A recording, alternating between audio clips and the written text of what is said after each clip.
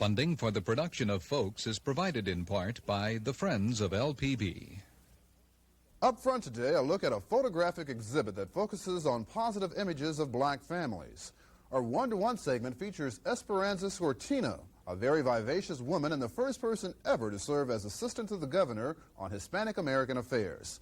This month, we'll be taking a look at several minority-owned and operated businesses. Today, our focus will be on Raymond Fuller and his service station in Baton Rouge.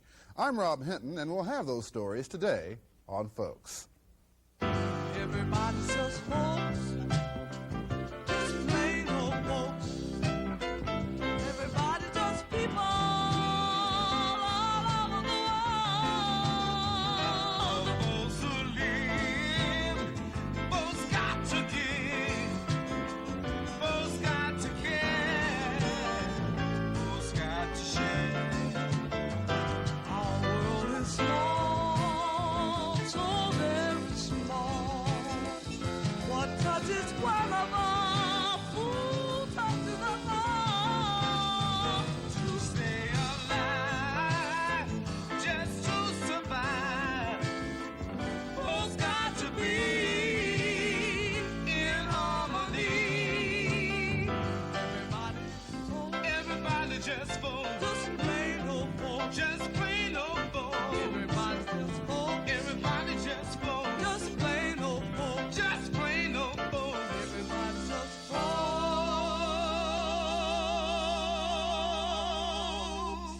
Hello, everyone, and welcome to Folks. Up front today, a pictorial look at black families. When the controversial Moynihan Report was published some years ago, it found a disproportionate number of black households headed by single females. Today, the number of such households among blacks is believed to be somewhere near the 50% mark. Now, those families do represent one side of the coin, but today we're going to take a look at the other side of the coin, which is the title of a photographic exhibit that was on display recently in New Orleans. The other side of the coin represents the works of professional as well as amateur photographers. The pictures present a visual record of black family groups engaged in celebrations of all types. The photographs have come from families, mostly from their private collections. Some of the photographs have come from our Amistad Research Center's collections of families that have deposited there. We have mamas and papas because we thought the family ought to begin with the heads of the family. And we have chosen in the exhibit to have one panel that sort of represents the whole series falling into that group. And we decided with the mamas and papas to show some pictures of mamas alone, some pictures of fathers alone, and some pictures of mamas and papas together. Most of the people who are in our mamas and papas set have celebrated golden wedding anniversaries. And this, it sort of speaks for the stability of some black marriages. Then we did a pride and joy section that was to focus on all of the little ways that children and adults in families experience pride and joy. We focused on some of the rites of passing, first communions, graduations, birthday parties, some of everything that people experience that bring pride and joy to the family as a group. And we chose to do a section on weddings and called it Till Death Us Do Part. And some of the couples in those wedding groups have also observed silver anniversaries. The exhibit was put together by Chicory, an Afro-Louisiana history and culture society. The other side of the coin came to be first because we were aiming at doing something related to the theme of Afro-American History Month, and that theme was about Afro-American families, historical perspectives for the future. When we considered that we wanted to focus in on a narrower aspect of the subject and just work with Afro-Louisiana families, we decided that a very positive result might accrue, because whenever Afro-American families are discussed, it is in such negative, pathological terms that we felt we wanted to focus on the other side of the coin, literally. Families that do not fall in those categories. Families that have had wholesome relationships, that have sort of documented it and kept it through photographs and so forth. And we wanted the photograph itself to speak. Let's now take a look at the other side of the coin, Afro-Louisiana Families.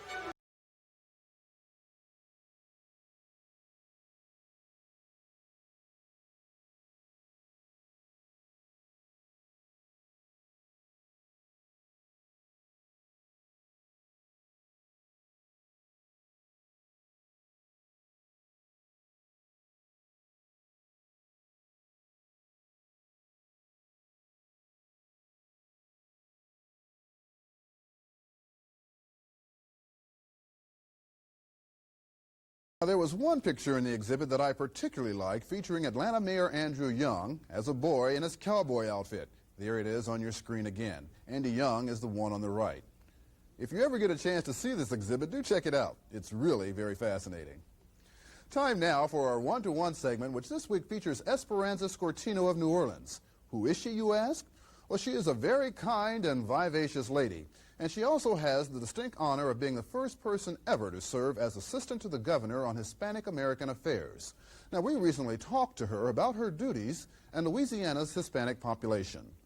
When we talk about the Hispanic-American population here in Louisiana, approximately how many people are we talking about? In Louisiana, we're talking about 200,000, maybe 208, 210,000 in Louisiana. And the New Orleans area, we're talking about 150,000. Now, in New Orleans, there's going to be voting. I mean, you know, it's a lot of our people. They are not registered to vote. That's what we're working right now. Some other, they are not American citizens. Now they're learning the importance to be an American citizen. And voting, we're talking about 38 to 40,000 Hispanics registered to vote. Our Hispanic community here, I'm talking about the New Orleans metropolitan area, is divided on a sense. We have Kenner, maybe 19,000. We have Terrytown. I think we're going on the 40,000. We have the New Orleans. I'm pretty sure we have over 60,000. I hope I don't miss anyone. I mean, San Bernard. But of course, this is another generation Hispanic. But we have Arabi and Chalmette is a new Hispanics there. And somebody mentioned in Shreveport is about 5,000 Hispanics. Baton Rouge between 10 and 13,000. Lake Charles about 3,000 to 4,000. I hope through this office, I can get in touch with the leaders of these communities and get all together. But the governor is very, very interested to hear from them about the problems they have. And all together, and with the help of the governor, maybe we can, something. Why is it that we are hearing and seeing so much about the Hispanic American population here in Louisiana? Is it that because more and more are migrating from other states? We have reports, national reports, by the year in 1988, we're going to be almost double. Now, don't ask me how that's going to happen. I mean, if the baby's born faster or some people just cross the border, I don't know. But they have some reports. I'm scared. I'm going to tell you why. I welcome my people. But that's going to be a tremendous problem for any governor in the state of Louisiana. And I tell you this, the new Hispanics coming in, New York, Puerto Rican says, no, we have enough. Miami with the Cubans say, no, we got enough. Texas with the Mexican Americans, we got enough. Los Angeles, the Mexican American too. So the state, I think it really is going to be, I don't want to scare everybody in Louisiana, but I think the Hispanics are coming to Louisiana. Now, how? I don't know. But this is the reports we have. And whoever is a governor at that time, hoping Governor Air was this, I mean, I think is going to have a tremendous work with all that residents. Politically, what does the increase in the Hispanic American population mean? If my people listen to me politically, this is great. I mean, this is great. Now, if they don't listen and they just are residents and they don't vote and they don't get involved, I think they're going to lose a lot. But for any politician, I think the Hispanic American people is some kind political, is the future. I mean, it's votes. It's votes. If our people listen to us, any politician right now is supposed to be preparing to the Spanish vote. And like I said before when we was talking about the Republican Party, they already sense that, and they spend money in the Spanish. They try to, now the Democrats at this point, no. And with no money, I mean, believe it, Hispanics are poor people. It's not the way I'm asking money right now to the Democratic Party, but I think they're supposed to start a listen to the Spanish leaders and try to help them up to get together. What is the attraction for Hispanic Americans here in Louisiana?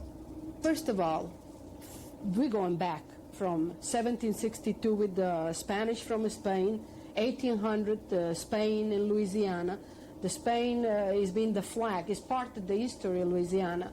Okay, but this is Spain, the mother country, all the Latins. 50 years ago, 60 years ago, Louisiana, New Orleans especially, that was United States to the Latin country. I guess with being, Honduras and Costa Rica, with the bananas and the Standard Fruit Company, United Way, United Fruit Company and all that, all the shopping, my goodness, I mean, all the Latin America, and believe it, some people in Latin America has a lot of money to spend, and they was coming shopping over here. That was great.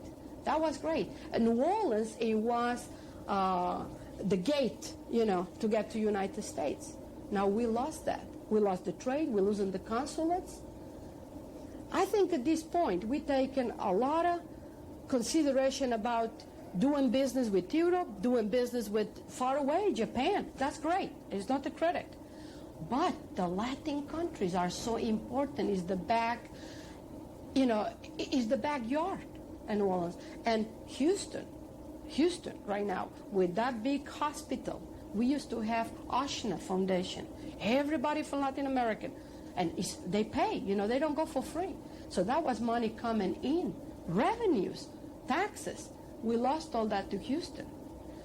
Miami, the Cubans are there, so they speak Spanish. So if you are a business person in Latin America, and you need to come to New Orleans and depend on me or somebody else in a business transaction, you say, wait a minute, I'm going to go where I can do my own business with, nobody's going to misunderstand. I know what they told me and what I tell them.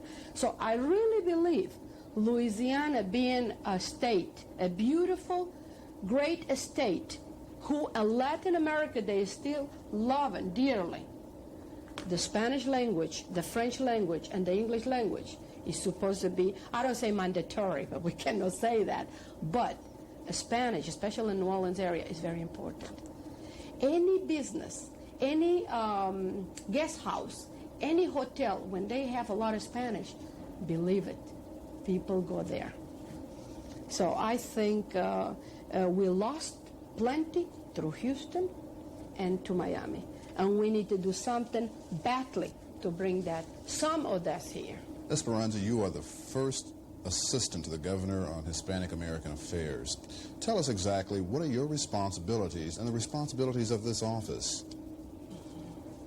After 150 years of the Spanish rule in Louisiana, Governor Edwards,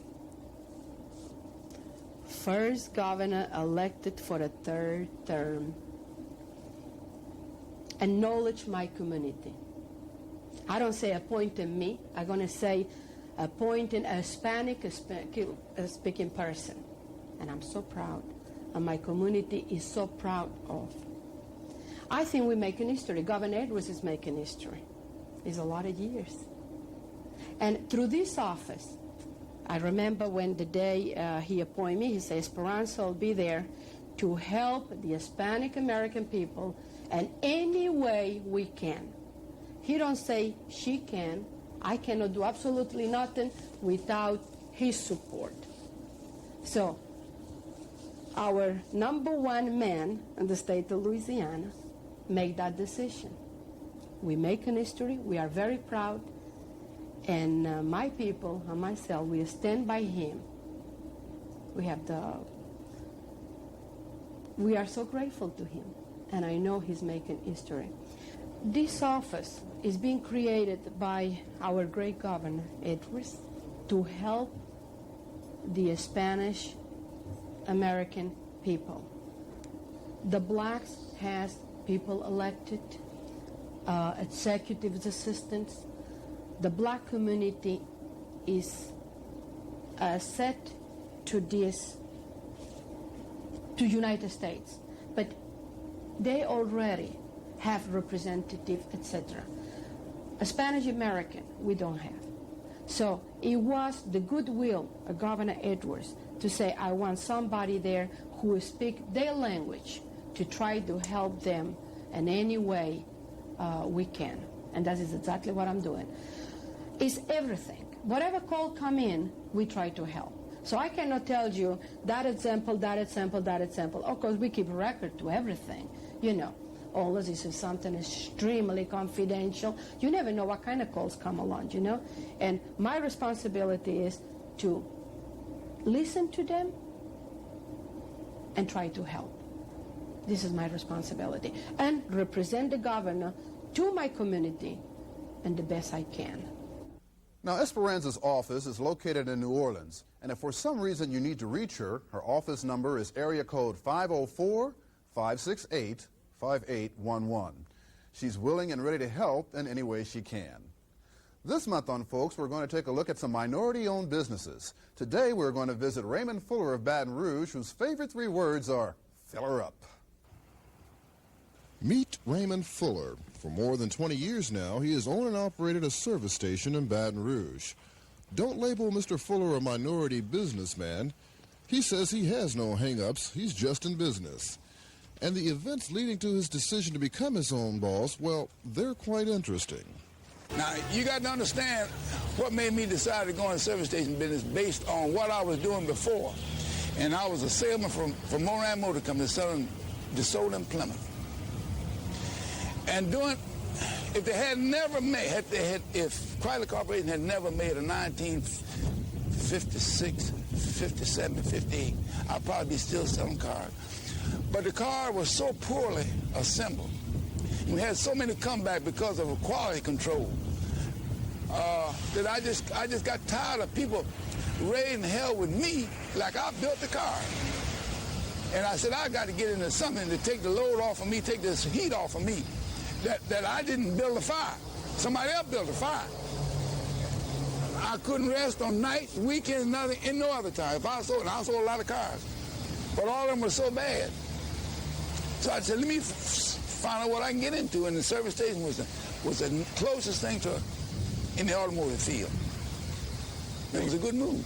But back in the early 60s, was it difficult for a black man to go in business for himself? No more difficult than it is now. You got to have some money. That's the bottom line. You got to have something to get something. If you got something, you can get some more. That's right. The more you have, the more you can get. It's just that simple. Mr. Fuller operates his service station 6 days a week, from 7 in the morning to 6 in the evening. And he described for us what a typical day is like for him. Without a clock, I wake up between 4:30 and 5. And I get up and do my toilet and go through some basic yoga exercises and wind up the paperwork, put the finishing touches on the paperwork that I didn't do the night before. load my gear and head to the station. I like to get here at least by 6:30. We open officially at 7. But I don't think any employee ought to come to work, ought to let an employee come to work before he does. And I have one man who would do it at 7. He always gets there 20 minutes before 7. So I have to get there at 6:30 to meet him. And then it's the routine service station operation until 6 o'clock. And at 6 o'clock we close. A stop at Fuller's service station is more than just a stop for gas. It's more like a time out in one's day to talk to a friend. Tank driver, he said, you ever been down here before? I said, no. He said, well, let me tell you, on your way back, when you get to go in do what they say. He told, it was 12 midnight when he told me. I didn't win anyone there now, driver. But I'll tell you what, they made a Christian out of me. His customers, of course, are motorists who need to refuel their vehicles. But when asked who he considers his regular customers, Mr. Fuller says, anyone who comes for more than AWW or AWI. AWI. Yeah. Air, water, and information. Fuller is a kind man and a fair man. He is colorblind when it comes to people, and he expects the same from his employees. I give them, when I interview them, I give them 5 things which I expect from them. Then I ask him, I ask that prospective employee, what does he expect from me? And the 5 are, come to work on time, come to work clean, I'll furnish a uniform. But he got to do deodorant and shave and all that stuff. He can't wear shoes that run over and socks with heels out. He can't walk around with a comb in his hair, a shirt tail hanging out and walking on the back of his shoes. He can't be that. No. Come to work clean. Don't discuss the race question. Just tell me that man in that 80 Chevrolet would like to see, or that lady in that blue Plymouth would like to see. Don't tell me that white lady wants to see or that black man wants to see. No, don't discuss the race question. Don't even mention race, all right? Number 1 is come to work on time. Number 2 is come to work clean. Number 3, don't discuss the race question. Number 4, don't ask me at any time to borrow any money because they got 148 finance companies and 6 banks. They're in the money lending business. I don't. See, at the end of the week, you can get his bank in cash. All right. And number 5, if he uses the word MF and I hear him, he is automatically fired. Those are my demands, just that simple. He is what some people might consider a successful minority businessman. But when you ask him if he is, well, here's what he says. No, because I ought to be worth $5 million. That's how much money I let go by through my hands at Hollywood and Scenic. That's right, because I had no quality control. And all they didn't steal from me, I let get away. With credit, bad credit, and not being able to say no. But the money I let go by, get through my hands, had I invested, I'd be worth $5 million or more today. That's right. So I'm not successful. And what advice does he have for young people considering going into business today? Go to work for somebody else who's already in business to learn. Because just out of college, I know he thinks he can turn the world over. But that's a heck of a load for him to try to turn with no experience. It doesn't make any difference what his vocation happened to be. He needs to work under one or more experienced persons in the field in which he prepares himself or decides to go. So he takes smooth off some of the hard places. Finally, this sad note, we here on Folks would like to express our sympathy over the loss of one of the nation's great civil rights leaders. Kelly Alexander Sr. died this past week in Charlotte, North Carolina at the age of 69. Now, Alexander was chairman of the board of the NAACP and a mentor to Rupert Richardson, president of the Louisiana chapter. Well, it's just a deep personal loss for me as well as an association loss. Personal because as a relatively new national board member, I'm just in my 4th year. I have been able to do so many things because he believed in letting women achieve. He was dedicated to that, and by his standards, I was also young. He would always say, I want these young people to achieve. So he's been my mentor and my friend, and above all, he's been the stabilizing force on that board. It's just no secret that we had a rough time there. during the transition period when there was that altercation between the board and Ms. Wilson. And everybody saw him as the clear choice, the one acceptable to whatever factions, to women, to the youth, to everybody on the board. And we just had counted on having him for a long time so that when transition came again, we would have gotten through these growing pains. It's really rough for us right now. Any speculation what this might mean to the board? No, well, certainly then we are in for an election, and whereas we have a very strong vice chair that aligns very well, by the way, he is also a Southerner and who aligns very well with our delegation from this area, in fact, also a friend personally and politically. It's just not that clear that there will not be a contest. There won't be a bloodbath. None of us want to live through that again.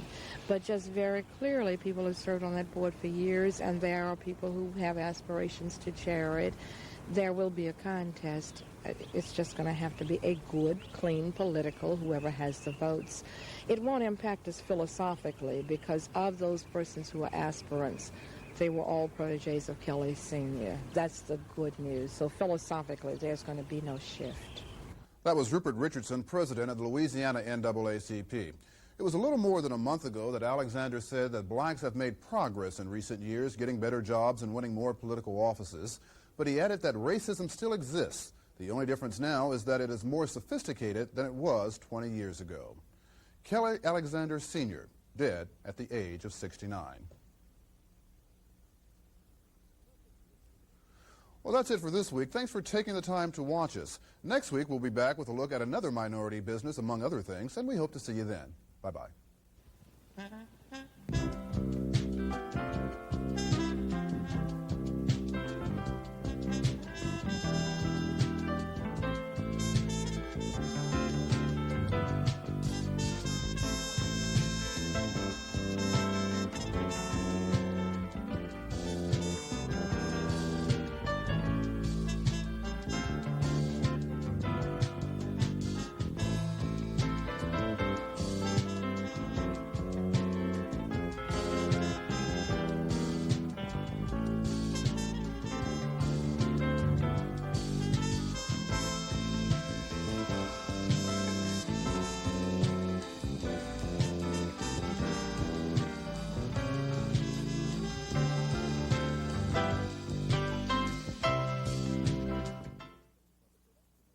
Funding for the production of Folks is provided in part by the Friends of LPB.